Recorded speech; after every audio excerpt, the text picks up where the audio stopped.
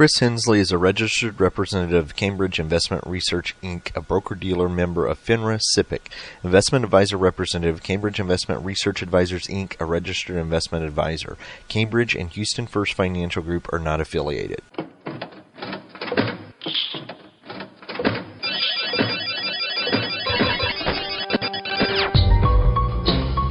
The Houston Midtown chapter of the Society for Financial Awareness presents Money Matters with your host, Christopher Hensley.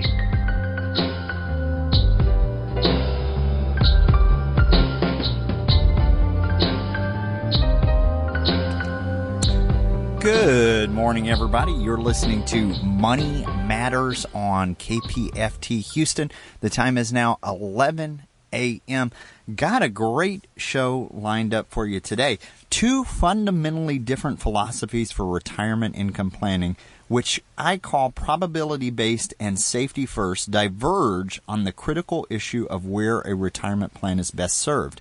In the risk-reward trade-offs of a diversified and aggressive investment portfolio that relies primarily on the stock market, or in the contractual protections of insurance products that integrate the power of risk pooling and actuarial science alongside investments.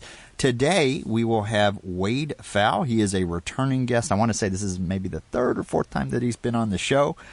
He is the head of the Retirement Income Certified Professional, the RIC program, which I'm an RICP. He's one of the professors of that designation through the American College. So we are excited to have him on the show. And we're going to do a deep dive into this topic with his newest book that has come out on this very topic called Safety First Retirement Planning. So please stay tuned, keep listening. But if you are a longtime listener, you know that we always reserve just the first few minutes of the show to tell you a little bit about what's going on in Houston, in the Gulf Coast area when it comes to financial literacy.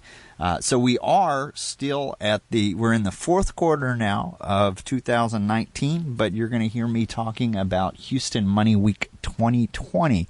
As a member of the leadership team for Houston Money Week, we are already getting ramped up and getting prepared for that. And so there are two events that I'm going to talk about today that we're getting ready for. The first one is going to be one that we've done for the last 4 years. It's part of the Houston Hispanic Forum's college preparation that they have that takes place at the George R. Brown Convention Center. That is going to be in February. I usually do a college planning talk for the high school students there, but we also have other speakers through Houston Money Week who will be doing different topics as well. These are always free, open to the public. The neat thing about the Houston Hispanic Forum is that they've been doing this one for about 20 years. It's at the George R. Brown, and so that building actually takes up about 2 city blocks. It's a huge event. They will bus in students from all over the state to go to this event, and typically it's a full day. Starting off kickoff, I think last year the mayor kicked it off in the morning. There was free lunch for parents who want to find out about college planning. There was even childcare available for this, so it is a huge event, and so we are excited to be a part of this again in 2020. The other event that I want to talk about is the media training. So I will be doing a seminar for our partners through Houston Money Week, through our nonprofit partners who want to learn, or even the for-profit partners who are part of the partnership, any organization that wants to learn how to get their message out. When it comes to financial literacy, we'll be doing some media training for that also takes place in February of 2020. Now, I know that's seems far now, but I'll point you to the Houston Money Week website, www.houstonmoneyweek.org. That is a dynamic website where the calendar changes as we get closer and closer to April of 2020. You will see not just 10, not just 20, but hundreds of events that come online through our nonprofit, our for-profits, our local schools and universities, city government, any of those organizations that are participating where we have free financial educational seminars. With that, let's go ahead and get Wade on the line here because I want to maximize the amount of time that we have. Wade, are you there? I am. Good morning. Excellent. Thank you for joining us today. My pleasure. Thanks for having me. So I want to introduce you to the audience because I know you. I want to say this is our third or fourth time that you've been on the show here, but you are the guy when it comes to retirement income planning. I've known you were the professor of the RIC program. You're the head director of the Retirement Income Certified Professional Designation and a professor of the Retirement Income at American College of Financial Services in King of Prussia, PA. As well, you are the principal and director for McLean Asset Management. You hold a doctorate in economics from Princeton University and publish frequently in a wide variety of academic and practitioner research journals on topics related to retirement income. Wade, thank you once again for joining us. Thank you. So I want to talk about the newest book that you have that came out, because this is number 3 really in a series. And I had you on the show. We talked last time about reverse mortgages, and so that has been one that has been a game changer, at least for me. As a financial advisor who used to look at reverse mortgages as something kind of, I don't know, after reading that and learning how this has changed in the last 10 years or so, it's been a book and a big conversation that I've had recently with mortgage officers here in Houston. But your newest book, Safety First Retirement Planning, tell us why you wrote this one. Mm-hmm. And, yeah, well, as you say about with reverse mortgages, and it's the same idea that really the starting point of all this is the nature of risk changes in retirement. We don't know how long our money needs to last, and we don't know what the markets are going to do. And so we need to start thinking beyond just the old investment portfolio. And so this third book, the Safety First Retirement Planning, I've been working on it for a few years. It's my attempt to explain, as you mentioned, that there's these two schools of thought, an investment-based approach and then an approach that incorporates insurance into retirement income as well. And it's my attempt to explain how that process works and how ultimately it's really more efficient to incorporate the power of risk pooling and insurance into retirement and not rely just on the investment portfolio. Because with investments alone, you end up having to underspend because you have to make sure you don't outlive those assets. And insurance gives you more potential to pool that risk and to be able to retire with less assets or more spending from a given asset base and more legacy at the end. For listeners, for the layperson, for the retiree who is tuning in and listening, you kick the book off with kind of an overview of retirement income planning. What would you like to share with us from that you think would be good for listeners? Yeah, well, if you're trying to meet a spending goal throughout retirement, there's 3 basic ways you can do that. You can just use bonds, or if you're worried about the stock market and so forth, you just layer in bonds to support spending over retirement. But that's ultimately going to be the least efficient way. If you want to try to spend more than bonds can support, and they can't spend all that much, you can't support all that much spending in this low interest rate environment, then your other 2 options are you go with that investment strategy, and the research behind spending in retirement says you need to get pretty aggressive, so a pretty high stock allocation to have enough shot at being able to spend more than bonds can give you. The alternative to that, though, is the power of risk pooling, so a lifetime income annuity, for example, something where the assets are really in a bond portfolio, but the spending level can be higher because there's this concept of mortality credits, that you join this risk pool. We don't know how long any one individual will live, but some people will live a long time, some people won't live as long. And what happens is those who end up not living as long will help to subsidize those who live longer, which kind of sounds bad if you don't live as long to start with. But what it does, though, is it lets everyone spend at a higher level, because you know that if you end up living a long time, you'll have this contractual protection to support your spending power. So it can help to raise the standard of living. And that's really the basic concept to start with Safety First Retirement Planning, is you can potentially meet your spending goals with less assets if you incorporate that idea of risk pooling. It really is competitive with the stock market and the idea that stocks will outperform bonds. And I know annuities, and that's one of the things that we can talk about when we talk about this risk pooling option and insurance and contracts and that sort of thing. But annuities have gotten some bad press, in the last, I think, I don't want to name names, Susie Orman, Ken Fisher, in the last 5 to 10 years. And so having this strategy where you've kind of done a deep dive and fleshed it out for us, some of the listeners won't know the difference between the different types of annuities. Can you start by maybe telling us a little bit about the fixed income assets and where that plays into this? Mm-hmm. Well, yeah, like as you say, I get a lot of tomatoes thrown at me talking positively about annuities and reverse mortgages because both there's this conventional wisdom that they're not useful tools. But when you really look at retirement risk, they can play a role to help manage these new risks. And yeah, there are a number of different types of annuities. So the simplest kind is just the simple fixed income annuity, where you get a guaranteed lifetime income. You pay a single premium, and you know what you're going to get. It's all contractually protected. You get that income for as long as you live. And that's the basic starting point. There are other more complex types of annuities as well, and I go through those in the new book with either the variable annuities or the indexed annuities, which both can also support lifetime income if you add the optional benefit.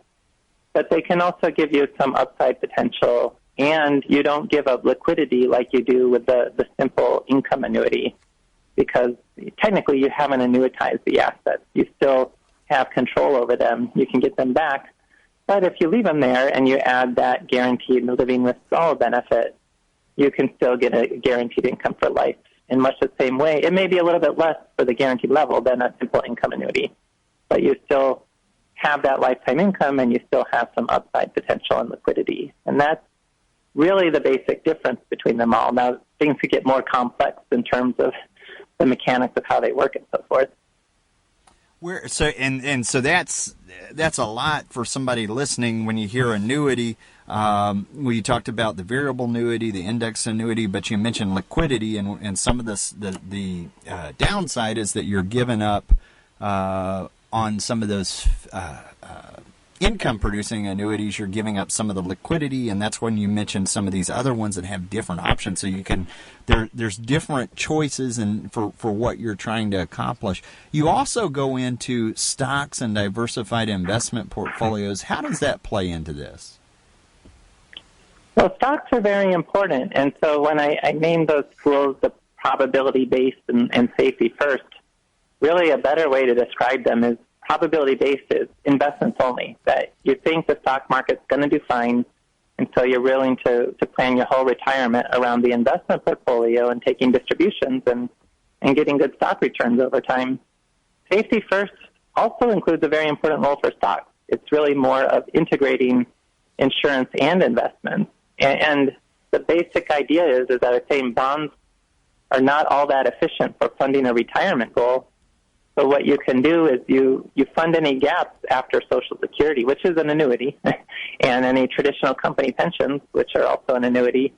If you still have a gap after those types of resources, you can fill that gap with an annuity using risk pooling to do that and earmarking some of your assets to meet that spending goal more efficiently, trying to take as much as you can from the bond side of your investment portfolio to cover that. And then that still leaves you with a healthy stock portfolio as well on the side that can be used for other goals that are more related to growth or liquidity or having the opportunity to just have other resources as well in retirement. There's a role for both the stocks and the annuities. But the efficient strategy for retirement is to really shift away from a stock bond portfolio to a stock and annuity portfolio. So I love that, because what you mentioned right away with the investments was integration and having these work beside each other. So it's not an either or thing. It's a combination of both. And for listeners who don't realize it, if you have a pension through your employer, or if you have Social Security, those are basically annuities, and so those are those income streams. And so one of the things that you also talk about is life insurance. Where does that fit in the financial plan? Yeah, that was something interesting for me to look at as well, because I come from the investment side, and then I became concerned about how the investment world was seeking to build retirement income. And so then I learned about annuities and how they can help. And then I was starting to hear, well, why don't you also take a look at life insurance? And so there's this idea of buy term and invest the difference, that if you need life insurance before retirement, the cheapest way to get that is with a simple term policy. And the question, though, becomes, well, what if you have permanent life insurance, specifically whole life insurance?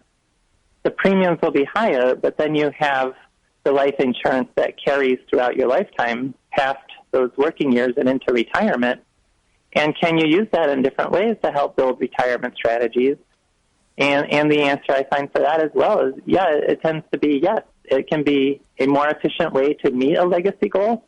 If you have a specific idea that I want to leave this much to my heirs, your options are life insurance or just not spending as much from your investments to try to preserve them for that legacy goal. Life insurance can do that more efficiently. It can also help to support the use of an annuity, because now you have that life insurance to back up. Once those annuity payments stop, the life insurance kicks in and refunds that asset to the household so that survivors will then be able to proceed with continuing to have assets. And then also there's this idea of a volatility buffer as well, where one way to help manage retirement risk is to stop spending from your investments if they're not doing well. And that doesn't mean just you're not going to spend any money this year, but the cash value of life insurance can provide a good resource that's not linked to the stock market, that can provide that temporary resource to build a bridge and to cover your spending, to try to help get your portfolio back on track and to not have to sell assets at a loss and lock in those losses and create more harm for the portfolio in the long term. And I remember that volatility buffer as a term for the reverse mortgages as well, and I like that as a way to talk about it and discuss it, because, you know, when we talk about investments, one of the things I learned through RICP was that people are going from, their goals are going to be different when they're younger in life. They're accumulating assets, but it's a different math problem when they're spending it down. And so when we talked about life insurance here, and going from that buy term, invest the rest, to looking at, well, what does this really look like if you're trying to decrease the volatility and stop the spending? How does that all play into it? Very interesting look at that. What about product allocation for retirement? What would you like to tell us about that as well? Mm-hmm. Yeah, so product allocation, it's a more broad term that we had this idea of asset allocation. How do you position your assets between different types of stocks and bonds and alternative investments and so forth? But all these asset classes, product allocation is extending asset allocation to think about retirement income. How do you fund your spending goal?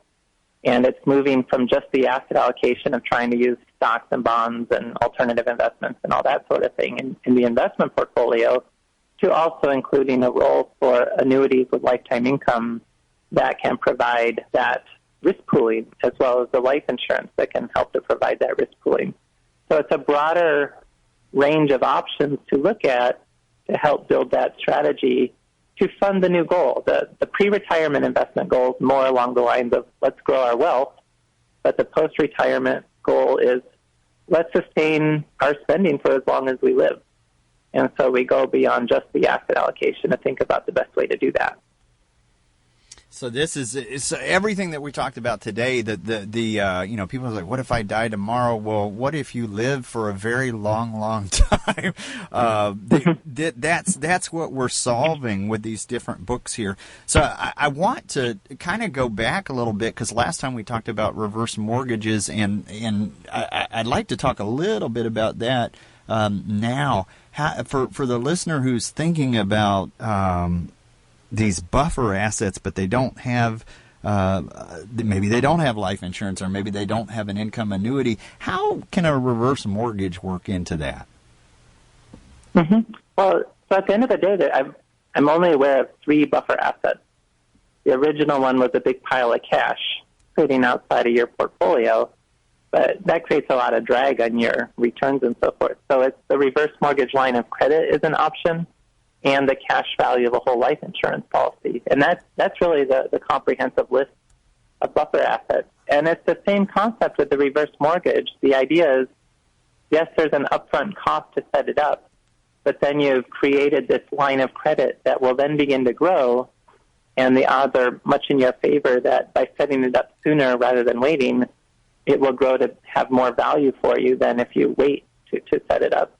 And that becomes the resource that you can use to coordinate the spending with your investments, or in a number of different ways. The most common use for a reverse mortgage is more and more Americans are carrying mortgages into retirement. And rather than having that big fixed expense in the early retirement years, which actually increases your exposure to market risk, you refinance that into a reverse mortgage, and it helps to lower your investment distribution needs in the early retirement years and can help to set you on a better track throughout that retirement. So the two main ways the reverse mortgage can fit are either by helping to cover some of the spending in retirement to help alleviate the need to take distributions from your investments and therefore better help to preserve your investments, or to just have it set up as a kind of line of credit insurance policy where you just draw from it either with coordinated spending or as a way to help fund big expenses like supporting aging in place. If you have some big home renovations that you would need to be able to live in your home longer, a reverse mortgage can be a way to do that, or different things along those lines, where it's just a resource that you have that can be used to help keep you on a good track in retirement. So I love that, and I think that was one of the most eye-opening things for me when we had the show last time about the reverse mortgages was that, I had come from the background where I'd see those commercials on TV late at night, and then it's like, no, things have changed, and that since the housing bubble and legislation, the idea that you can actually get one of these reverse mortgage lines of credit, not necessarily use it, but just set it up and have it there as a what if. And we think about things like long-term care expenses. You mentioned aging in place and just the cost of that, even if you're not in long-term care yet and you're just having to make adjustments to your house for mobility issues, that costs something. And if you don't have liquidity, then this is an option for you. So I love that. Wade, while we have you on the air, what can you tell us about the retirement income certification, professional certification for listeners who may not know what that's all about? Mm-hmm. Yeah, so at the American College, it's the Retirement Income Certified Professional Program. It's a 3-course sequence. It's all self-paced online study. It's mostly interviews with various experts in their fields of expertise to give you an overview of all the different issues related to retirement income. It's 3 courses designed to take about 9 months to a year to get through. It's meant primarily for financial advisors, but we do occasionally have, I call them like sophisticated do-it-yourself investors who are also interested to get that education as well. And we do that through the American College of Financial Services.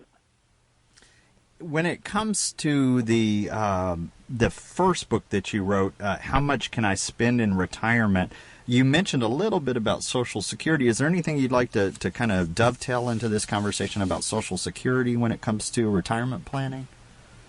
Yeah, and so I'm planning to write one more book that's an overview of more of everything, and that's where I'll finally have a chapter about Social Security. But the main lesson there is, especially for a couple, the high earner and the couple should think seriously. You have the option of when you claim between age 62 and 70, and the case is pretty strong to wait until age 70, at least for the higher earner, because it is an annuity, and it's a guaranteed lifetime income that actually adjusts for inflation and also provides a survivor benefit. So the high earners' wages are going to be what's used to calculate Social Security benefits for both members of that couple, so as long as at least one of them's alive. And all the rules around, if you wait until a later age, you get a higher payment level, and that was designed to be fair when it was designed in 1983. Today, people are living a lot longer, and interest rates are a lot lower, and all that pushes you towards, you have a very good chance of living past the age you need to have it pay off to wait until age 70 to claim your Social Security benefits. So that's still not, it's becoming a more popular strategy, but still the about 40% of Americans claim Social Security at age 62. And it's really important to think through carefully if that's really the best decision to make, or if there's value in delaying that until later in retirement, or later, well, if you're already retired, later in retirement, or just later, closer to age 70. So for the listeners who are joining in, and we'll give you this website as well later, but to find out more about Wade, his website is www.retirementresearcher.com. His newest book is available through Amazon, and we will have notes on the podcast, links to get there, so you don't have to stop your car and write it down right now. But so Wade, so going back, I hate to jump all over the place here, but in the newest book, you have a section called the Retirement Income Challenge. Tell us a little bit about that.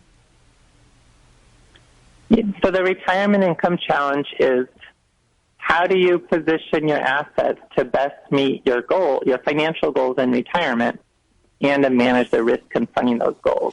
And so I call the main goals are the 4 L's. You want to fund your lifestyle, longevity, have liquidity, and support legacy. And so there's a lot of risk confronting them that can simplify down pretty much to you don't know how long you're going to live.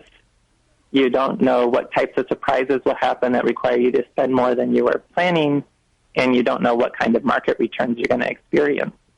And so the challenge is to figure out how to position all your assets, not just the investment portfolio, but home equity, the potential for an annuity, the Social Security decisions, just even broader things like the kind of family and community support you have available and so forth, to figure out the strategy to best fund that retirement goal, or that range of retirement goals. That's the challenge. One of those risks when you're going through those risks is compound or is inflation in general. How does inflation affect the retiree? Mm-hmm. So if your spending goal is growing with inflation over retirement, you have to make sure your assets are also going to be keeping pace with inflation. That's a big difference from the traditional investment models, where in the investment world, usually some kind of short-term treasury bill or something like that is treated as the quote-unquote risk-free asset. But those are not going to keep pace with inflation. And if your spending is growing with inflation, it becomes excessively expensive to fund your retirement with those types of short-term assets. So you have to have a strategy that can help you be positioned, and that's where, as we were talking earlier, in these investment-based approaches, you end up needing a pretty aggressive stock allocation. And part of that is to help fund the inflation throughout the retirement. And then where it would fit into that risk framework. If inflation is higher than you're expecting, that becomes one of these spending shocks where you end up having to spend more than you're anticipating. Can you tell us a little bit about, and we've just got 3 minutes here, so can you tell us a little bit about, I am a investor. I've done well over my entire life. I've watched my portfolio grow. I decide to turn off my paycheck. I'm going to retire now. I've done well. My portfolio's good. And then we have a downturn, a significant downturn in the market right when I decide to retire. How does that affect my retirement planning? What am I looking at? Right. So if you're taking distributions from your investment portfolio, if the market declines very early in retirement, it's creating a hole where you have to sell an increasing percentage of what's left to meet that spending goal. And then that's creating a threshold where your portfolio has to earn more and more as you're spending a higher percentage to avoid having further portfolio decline. And it can really get into a spiral, and that is called sequence of returns risk. And it's when you're taking distributions from your investment, you become a lot more vulnerable to a market downturn. And those early first 5 to 10 years of retirement, how markets do are really going to drive the success of that retirement. If markets do great early on, you're set. But if you do get that bear market early in retirement, that's where an investment strategy can create a lot of problems. I love it. Wade, thank you so much. The book, Safety First Retirement Planning, an Integrated Approach for a Worry-Free Retirement. Wade, thank you so much for being on the show. Yeah, thank you. It was a pleasure. Have a great weekend. You too. And you have been listening to KPFT Houston. Thanks for listening to today's episode of Money Matters Podcast. If you enjoyed the show, visit us on the web at www.moneymatterspodcast.com. Drop us a line on SpeakPipe on the right-hand corner. It will receive any voicemails, questions, thoughts, concerns that you have about the show. In addition to this, we recently launched a Patreon campaign. Click on the Donate Now tab to hit the tip jar and find out what Patreon's campaign is all about.